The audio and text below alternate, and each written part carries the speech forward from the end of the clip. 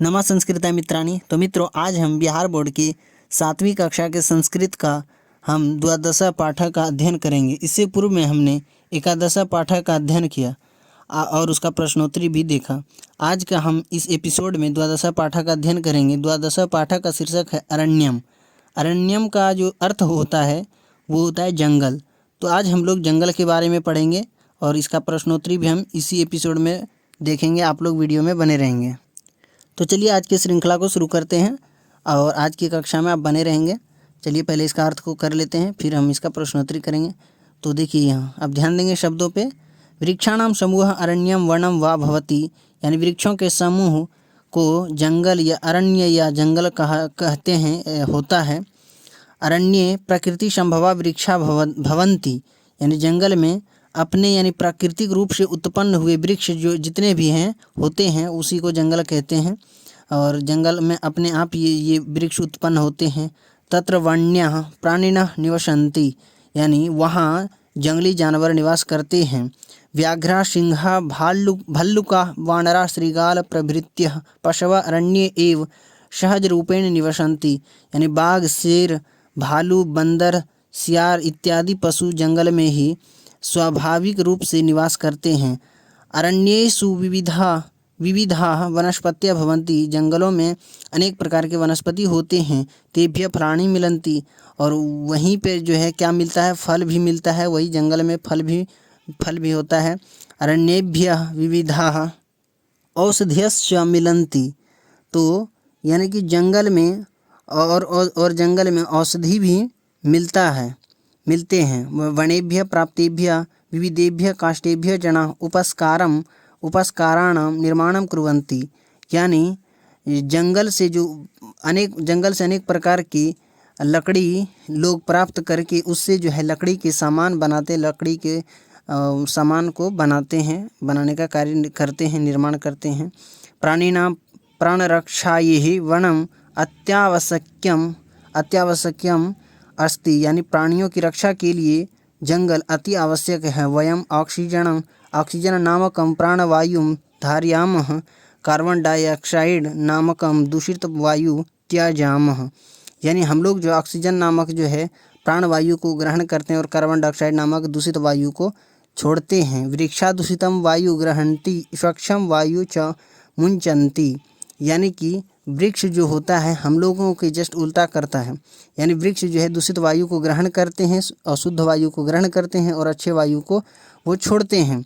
इत्थम वृक्षा परोपकारिणः सन्ति, इस प्रकार वृक्ष जो है परोपकारी होते हैं। अधुना संसारे पर्यावरण प्रदूषणं निरंतरं वर्धमानमस्ति, यानी आजकल संसार में पर्यावरण प्रदूषण लगातार बढ़ते ही जा रहे हैं। वायु प्रदूषणात् जनाः रुग्णाः भवन्ति, यानी हवा के प्रदूषित होने से लोग जो है बीमार होते जा रहे हैं। उपयोगीनां वस्तूनां मध्ये वायोः प्रथमं स्थानमपि, यानी जीवन के उपयोगी वस्तुओं में से जो है ये वायु सबसे पहला स्थान है। जीवन के लिए वायु जो है सबसे पहला स्थान उपयोगी हम लोगों के लिए है। वायुं विना वयम क्षणमपि न जीवामः, यानी हवा के बिना हम लोग एक क्षण भी जीवित नहीं रह सकते हैं।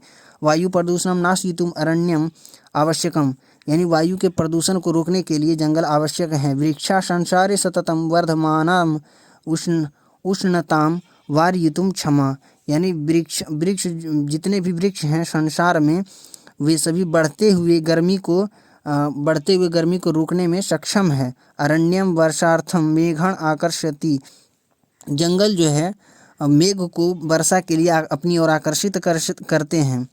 अनेन भूक्षरणं न्यूनं भवति, और इससे जो है जंगल से जो है क्या होता है वो मृदा अपरदन भी रुकता है, यानी मिट्टी का बहाव भी रुकता है। वन्य जीवा संरक्षिता तिष्ठन्ति, और जंगल में क्या होता है जंगली जानवर भी सुरक्षित रहते हैं। और आगे अब है इदानीं जनाः तत्कालिक लाभाय वृक्षाणां छेदनं कुर्वन्ति, यानी आजकल लोग जो हैं तत्कालिक लाभ के लिए क्या कर रहे हैं, वृक्षों को काटते जा रहे हैं, वृक्षों को काटने का कार्य कर रहे हैं। निरंतरम वृक्षाणां कर्तनेन संसारस्य महती हानि संजाता, यानी लगातार वृक्षों के कटने से संसार के बहुत बड़ी हानि होगी, होगी होती जा रही है। इयमेव स्थिति स्यात् तर्हि सर्वं जीवनं प्रदूषणेन कठिनं भविष्यति। यानी कि ऐसे ही अगर स्थिति रही तब सभी का जीवन जो है क्या होगा, प्रदूषण से कठिन होगा। यानी कि अगर इस प्रकार ही वृक्ष कटता रहेगा तो सभी का जीवन जीना मुश्किल हो जाएगा। अतः वृक्षाणां संरक्षणं संवर्धनम च कर्तव्यम। अतः वृक्षों का जो है वृक्षों का रक्षा करना और वृक्षों को बचाना और वृक्षों का रक्षा करना ये हमारा कर्तव्य है। वृक्षों को बढ़ाना और वृक्षों का रक्षा करना ये हमारा परम कर्तव्य है। तो इस प्रकार जो है आपका अरण्यम पाठ का अर्थ हमने कर दिया। अब चलिए इसका प्रश्नोत्तरी को भी तुरंत देख लेते हैं, वीडियो में बने रहेंगे आप। तो इस पाठ का जो पहला प्रश्न है वो है मौखिक का है। अधोलिखितानां पदानां उच्चारणम कुरुति, यानी निम्नलिखित पदों का उच्चारण करना जो लिखा गया है।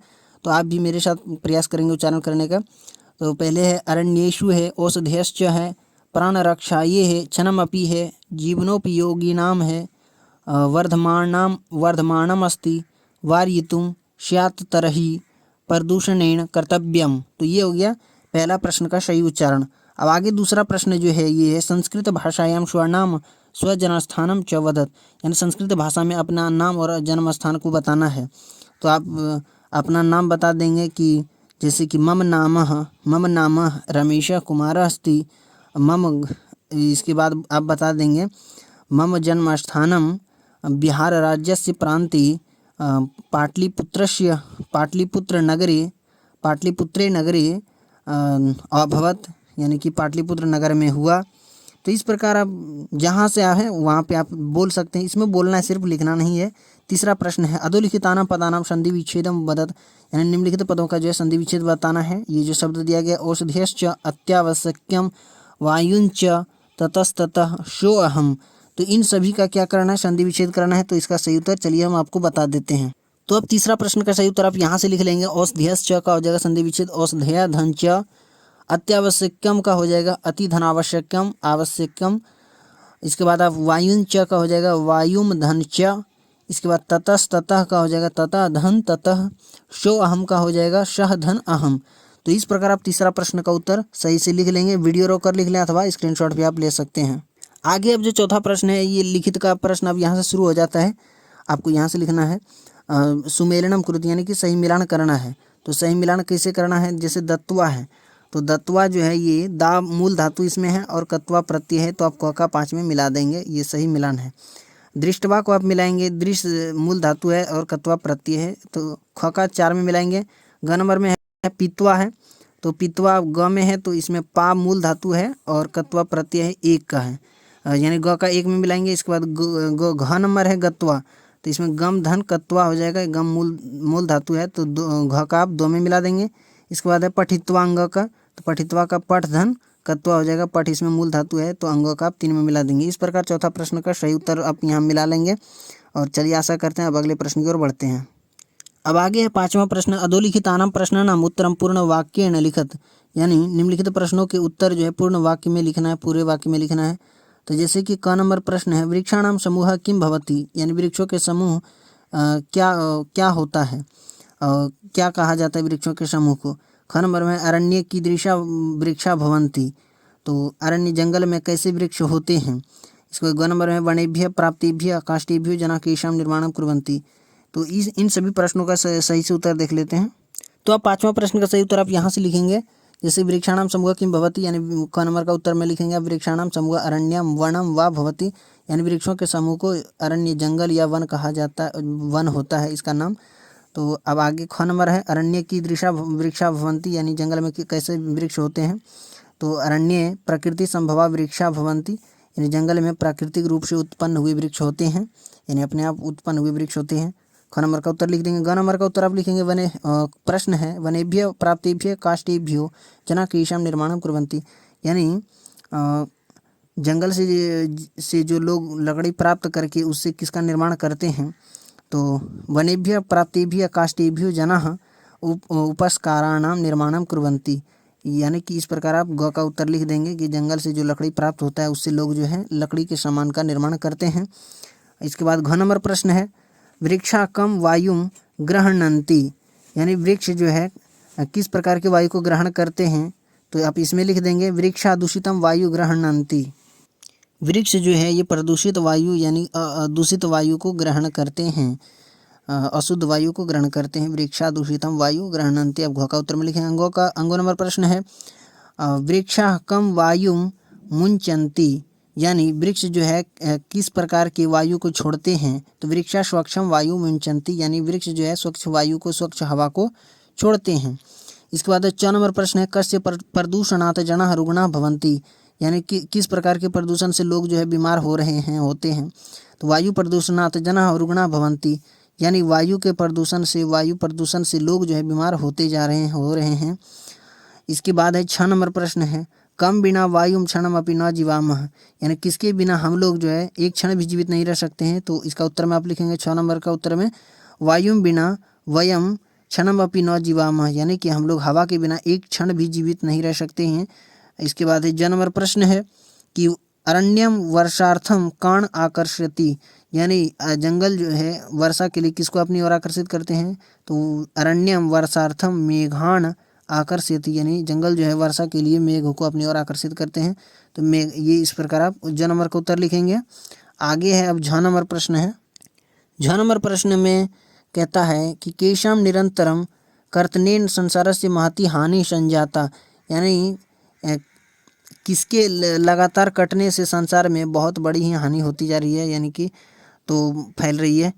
तो इसमें आप लिखेंगे वृक्षाणाम निरंतरम कर्तनेन संसारस्य महती हानि संजाता, यानी कि वृक्षों के लगातार कटने से ही संसार में बहुत बड़ी हानि फैलती जा रही है। तो यानी वृक्षाणाम, इस प्रकार आप इसका उत्तर लिखेंगे झ नंबर का। अब य नंबर का है, य नंबर केशम संरक्षणम संवर्धनम च कर्तव्यम, यानी किसके रक्षा करने से और किसको बढ़ाने से हमारा, किसकी रक्षा करना और किसको बढ़ाना हमारा परम कर्तव्य है। तो इसमें आप उत्तर में लिखेंगे वृक्षाणाम संरक्षणम संवर्धनम च कर्तव्यम, यानी वृक्षों की रक्षा करना और वृक्षों को बढ़ाना ही हमारा परम कर्तव्य है। तो इसको आप लिख देंगे। तो इस प्रकार हम आशा करते हैं कि आपको 5वां प्रश्न का सभी का उत्तर आपको समझ में आ गया होगा। अब चलिए अगले प्रश्न की ओर बढ़ते हैं। आप वीडियो रोक कर लिख ले अथवा स्क्रीनशॉट भी ले सकते हैं।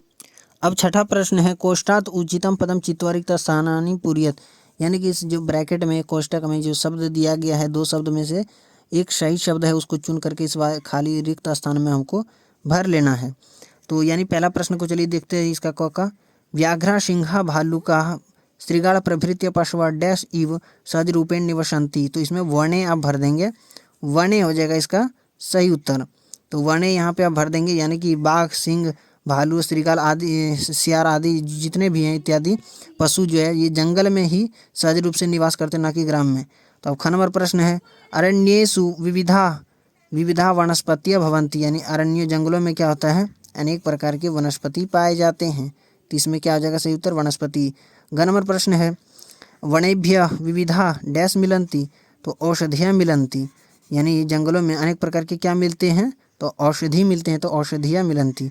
घ नंबर प्रश्न है संसारे अधुना पर्यावरण प्रदूषणम निरंतरम डैश अस्ति, यानी संसार में आजकल पर्यावरण प्रदूषण लगातार जो है लगातार और डैश अस्ति, संसार में आजकल पर्यावरण प्रदूषण लगातार जो है वर्धमानम अस्ति, यानी कि बढ़ता जा रहा है, ना कि घटता जा रहा है। क्षीयमानम का अर्थ हो जाता है घटता जा रहा है, तो वर्धमानम अस्ति यानी कि बढ़ता जा रहा है। तो इसका सही उत्तर इसमें आप ये भर देंगे वर्धमानम। अब आगे जो है ये अंगो नंबर प्रश्न है। अंगो नंबर प्रश्न में क्या कहता है वायु प्रदूषण आते जना डैश भवंती, यानी वायु के प्रदूषण से लोग क्या होते हैं, क्या हो रहे हैं। तो रुग्णा यानी कि रोगी होते जा रहे हैं, बीमार पड़ते जा रहे हैं, ना कि निरोगी यानी कि बीमार पड़ते जा रहे हैं। तो रुग्णा आप भर देंगे। 4 नंबर प्रश्न है जीवनोपयोगिनाम वस्तुनां मध्ये डैश प्रथमम स्थानम अस्ति, इसमें आप वायु भर देंगे। वायु यानी कि जीवन के उपयोगी वस्तुओं में से सबसे पहला स्थान है वायु का, यानी कि वायु के बिना हम एक क्षण भी नहीं रह सकते हैं। तो ये यानी वायु हो प्रथमम स्थानम अस्ति। इसके बाद 6 नंबर प्रश्न है डैश बिना वयम क्षणमपि न जीवामः, तो यानी कि हम लोग वायुम बिना क्षण वयम, यानी हवा के बिना हम लोग एक क्षण भी जीवित नहीं रह सकते हैं। इसके बाद है ज नंबर प्रश्न है वृक्षा संसारे सततम वर्धमानम डैश वारयितुम क्षमा, तो यानी कि वृक्ष जो है संसार में बढ़ते हुए गर्मियों को नाश करने में सक्षम है, तो उष्णताम भर देंगे। उष्णताम का अर्थ होता है गर्मी, शीतलताम का अर्थ होता है ठंडी, यानी कि उष्णताम यानी बढ़ती हुई गर्मियों को ये जो है खत्म करने में सक्षम है कौन? जंगल। तो इस प्रकार आप छठा प्रश्न का सही उत्तर को आप रोक लेंगे, वीडियो रोक कर लिख लेंगे। और चलिए आप बढ़ते हैं सातवें प्रश्न की ओर। अब आगे सातवां प्रश्न, अधोलिखितानाम पदानाम संधि संधि विच्छेदम वा कुरुत, यानी निम्नलिखित प्रश्नों में जो संधि में नहीं है उसको संधि करना है, जो संधि में है उसका संधि विच्छेद करना है। तो चलिए इसका सही उत्तर को जान लेते हैं।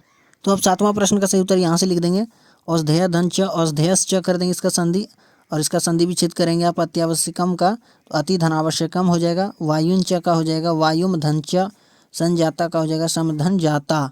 तो इस प्रकार आप सातवां प्रश्न का सही उत्तर को आप वीडियो रोकर लिख लें। अब आगे आठवां प्रश्न, सुमेलनम कुरुत, यानी कि सही मिलान करना है। तो क नंबर में अरण्यम, अरण्य नंबर का आप अरण्यम का मिला देंगे, अरण्यम का आप मिला देंगे भूक्षरणम में, भूक्षरणम यानी मृदा अपरदन रोकता है जंगल। इसके बाद है प्राणवायु, तो आप प्राणवायु को मिला देंगे ऑक्सीजन में, एक में, ख का एक में आप मिला देंगे। इसके बाद ग का है तो ग का आप दो में मिला देंगे वृक्ष कर्तनम वर्षणम, ठीक है। इसके बाद अंगन, घ नंबर है कार्बन डाइऑक्साइड, तो वायु प्रदूषणम में मिला देंगे 5 में घ का। इसके बाद काष्ठा का आप उपस्करम में मिला देंगे, उपस्करम में, ठीक है, यानी कि आप ये अंगो नंबर का आप तीसरा में मिला देंगे। तो इस प्रकार आठवां हो गया। आप चलिए नवां प्रश्न को देख। अब आगे नवां प्रश्न है, वनों के विनाश से क्या हानि होती है, तो यानी जंगल के विनाश हो जाने पर हमें क्या हानि होगी। तो चलिए इसका सही उत्तर को जान लेते हैं। तो नवां प्रश्न का उत्तर में आप यहाँ से लिख देंगे, वनों के विनाश होने से वन्य जीवों का विनाश हो जाएगा। इसके अलावा वायु प्रदूषित हो जाएगी, लोग बीमार होने लगेंगे, बंजर भूमि का विकास तथा आदिवासी जातियों की आवास की समस्या आदि प्रभाव भी वन विनाश के हैं, और वन विनाश होने से और भी कई समस्याएं उत्पन्न हो सकती है। तो इस प्रकार हमने इतना आपको लिखा दिया, आप इतना ही लिख लेंगे और वीडियो रोक कर लिख लें। चलिए अब अगले प्रश्न की ओर बढ़ते हैं। अब आगे 10वां प्रश्न है, वनों के क्या लाभ होते हैं। तो 10वां प्रश्न में है, यानी कि जंगल से क्या लाभ है। इससे पहले हमने विनाश से कुछ हानि देखे और जंगल रहने से क्या क्या लाभ होगा उसको देख रहे हैं। तो 10वां प्रश्न का सही उत्तर आप यहाँ से लिख देंगे, वनों से हम इमारती लकड़ी, जलाऊ ईंधन, पशुओं के लिए चारा, गोंद, फल, जड़ी बूटियाँ आदि प्राप्त करते हैं। वन के कारण वायुमंडल स्वच्छ रहता है, वर्षा समय पर होती है, यानी वन से हमें अन्य प्रकार की भी और फायदे होती हैं। तो आप फिलहाल के लिए इतना लिख लेंगे आप, और अगले प्रश्न की ओर आप बढ़ते हैं। अब चलिए, ये 10वां प्रश्न का सही उत्तर हो गया। अब आगे 11वां प्रश्न है, निम्नलिखितानाम पदानाम अर्थम लिखित, यानी निम्नलिखित पदों के अर्थ को लिखना है। अरण्यम है, प्रकृति संभवा है, भल्लुका है, वानरा है, उपस्करा है, रुग्ना है, वारयुतुम है, भूक्षरणम है, संरक्षिता है, महती है, संवर्धनम है, संरक्षणम है। तो सभी का अर्थ को चलिए देख लेते हैं। तो आप 11वां प्रश्न का सही अर्थ यहाँ से लिखेंगे, अरण्यम का अर्थ हो गया जंगल या वन, प्रकृति संभवा का अर्थ हो गया प्राकृतिक रूप से उत्पन्न, भालुका का अर्थ हो गया भालू, वानरा का अर्थ हो गया बंदर, उपस्करा का अर्थ हो गया लकड़ी के सामान। इसके बाद रुग्ना का अर्थ हो गया रोगी, वारयुतुम का अर्थ हो गया रोकने के लिए, भूक्षरणम का अर्थ हो गया मिट्टी का कटना या बह जाना, ये जिसको आप मृदा अपरदन कहते हैं। संरक्षिता का अर्थ हो गया सुरक्षित, महती का अर्थ हो गया बहुत बड़ी। इसके बाद संवर्धनम का अर्थ हो गया बढ़ाना, और संरक्षणम का अर्थ हो गया रक्षा। तो यानी कि इस प्रकार आप लिख लेंगे। तो ये था 11वां प्रश्न का सही अर्थ। अब चलिए 12वां प्रश्न की ओर बढ़ते हैं। अब आगे 12वां प्रश्न, संस्कृति अनुवादम कुरुत, यानी इन सभी का संस्कृत में अनुवाद करना है। जैसे वह प्रतिदिन विद्यालय जाता है, तुम लोग मन से पढ़ो। घ नंबर है, विद्यालय के चारों ओर वृक्ष हैं। घ नंबर है, वृक्ष से पत्ते गिरते हैं। तो चलिए सभी का अनुवाद कर लेते हैं संस्कृत में। तो आप 12वां प्रश्न का सही अर्थ उत्तर यहाँ से लिख लेंगे, सही अनुवाद बनाया गया है। वह प्रतिदिन विद्यालय जाता है, सब प्रतिदिन विद्यालयम गच्छति। ख नंबर है, तुम लोग मन से पढ़ो, यूयम मनसा पठत। ग नंबर है, विद्यालय के चारों ओर वृक्ष हैं, यानी विद्यालयम परितः वृक्षा सन्ति। घ नंबर है, पेड़ से पत्ते गिरते हैं, वृक्षात पत्राणि पतन्ति। इसके बाद है अंग नंबर है, हे बालक यहाँ आओ, यानी इसका आप अनुवाद बनाएंगे, हे बालक अत्र आगच्छ। इसके बाद च नंबर है, दादाजी कहानी कहते हैं, पितामह कथा कथयति। पितामह का अर्थ होता है दादाजी। 6 नंबर है, वे लोग सोहन के लिए वस्त्र लाते हैं, ते सोहनाय वस्त्रम आनयति। तो इस प्रकार आप 12वां प्रश्न का सही अनुवाद आप बना सकते हैं। वीडियो रोककर लिख लें, और हम आशा करते हैं कि आप इसको लिख लिए होंगे। और ये यहीं पे आपकी इस पाठ की समाप्ति हो जाती है। और ये पाठ आपको कैसा लगा कमेंट में बता देंगे। वीडियो अच्छी लगी होगी तो लाइक कर देंगे, चैनल पे नए हैं सब्सक्राइब कर लेंगे। हम व्याकरण का भी एपिसोड लेके आएंगे आप लोगों के लिए। तो तब तक के लिए इस वीडियो में जय हिंद, वंदे मातरम, नमः संस्कृताय, धन्यवाद।